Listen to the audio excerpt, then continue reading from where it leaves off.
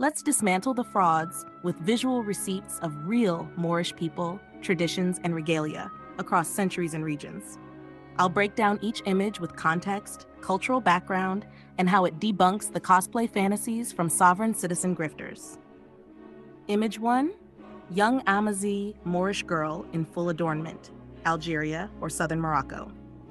Real culture.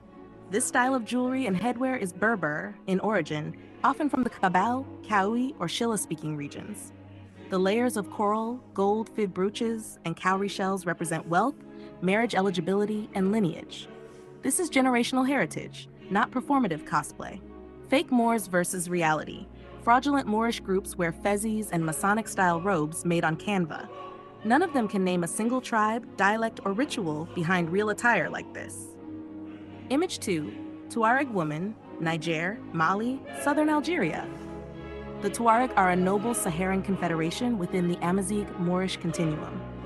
This woman wears traditional Tagelmust-inspired indigo robes and heavy silver coin jewelry, symbols of protection, spiritual geometry, and matrilineal prestige. Silver is sacred to Tuaregs and used instead of gold due to desert metaphysics. Why it destroys the fraud. This isn't Moorish fashion. From a Pinterest board, it's Moorish Islam plus desert survival, pre-Islamic heritage fused. No sovereign cosplay group acknowledges this deep science because they don't know it. Image 3. Tuareg nobles with indigo robes and swords. Real culture. This is the Kel Tamashek tradition. Men are often veiled, a reversal of most Muslim societies, and wear indigo-stained turbans and robes that signify status. Swords are ancestral, not symbolic. These aren't props. Compared to cosplayers, fake Moorish guards online pose in capes and low-quality swords from costume shops. The Tuareg carry the weight of Tuareg Confederation treaties, anti-colonial resistance, and desert law. That's what Moorish dignity really looks like. Image 4. Wodabe Fulani-influenced Moorish youth, Niger or Mali. Real culture. The striped robe and layered beadwork reflect Sahelian cross-cultural Moorish identity, blending Fulani, Hausa, Songhai, and Amazigh aesthetics. These peoples intermarried with Moorish dynasties and served in royal courts from Timbuktu to Marrakesh. Fakes. Get exposed. The frauds preach one bloodline, one flag. Real Moors were multi-ethnic, multilingual, and sovereign in complexity. There's no unity in their cosplay, only confusion in Canva. Image 5. Kabyle Amazigh Moorish girl. Real culture. Almost identical to Image 1, this shows the next generation, adorned in the same jewelry passed down through centuries. The posture, pride, and polish of the outfit proves a culture that never needed U.S. legal fictions to validate its sovereignty. Fake Moors flop here. You'll never see J Bay or Akil Bay post children like this because they don't exist in their cult.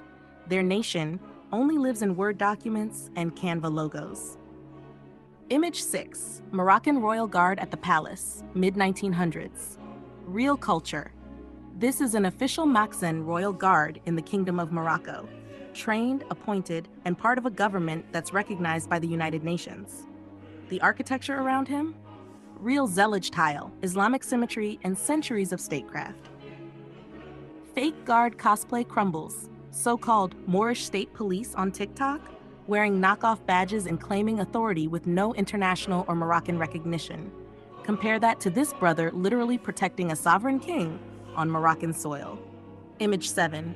Amazigh girls in traditional dress historic photo. Real culture. These young girls, possibly Shilha or Susi, are draped in coins, beads, and ceremonial cloth. Their synchronized adornment is linked to seasonal festivals, marriage rites, and ancestral veneration. Cosplay debunked. There is no equivalent among Canva craft fezzies. Fake Moors never show real children in culture because their ideology isn't rooted in living tradition, it's roleplay. These girls prove Moorish culture was inherited, not invented. Image 8. Moroccan bride in lunar robes with crown and serpent, real culture. This is likely from Ouarzazate or Tafilalt, where pre-Islamic and Islamic Moroccan wedding rites converge. The moon and star fabric predates Ottoman designs. The white snake, symbol of fertility, healing, and Berber cosmology. This image obliterates cosplay. Fake Moors often say, "We're the true empire." but couldn't name one rite of passage from a single Moroccan or Saharan wedding tradition. Meanwhile, this image embodies celestial law, not cosplay law. Image 9, Moroccan official or noble, colorized historic photo. Real culture. The cloak, burnous, and setting are unmistakably Fez or Meknes. This man likely held an administrative or religious title, serving as a Qadi, teacher, or Maxen official. His robe is clean, understated, and speaks volumes. Fake officials look lost. So-called chief judges, in fake Moorish courts, rock made-up regalia, printed IDs, and courtroom Zoom backgrounds. This man stood where power, piety, and palace met. Image 10, Amazigh woman of Azawad, Mali. Real culture. Azawad is the cultural heartland of many Black Berber peoples, Tuareg, Songhai, Arabized Moors. Her dress is simple, but her gold speaks volumes. It's ancestral, earned, and designed with geometric Islamic perfection. Fake Moors can't compete. These grifters claim indigenous to the land while mocking actual indigenous nations like Azawadis, Tuareg, or Kabyles. Her presence is a reminder. Moorish elegance never needed validation from sovereign cosplay clowns. These aren't costumes, they're documents of identity worn on the body. Each thread, jewel, veil, and blade says what no Canva constitution ever could. The real Moors never had to scream because the drip spoke for them. This is the death note for fraudulent Fez lore.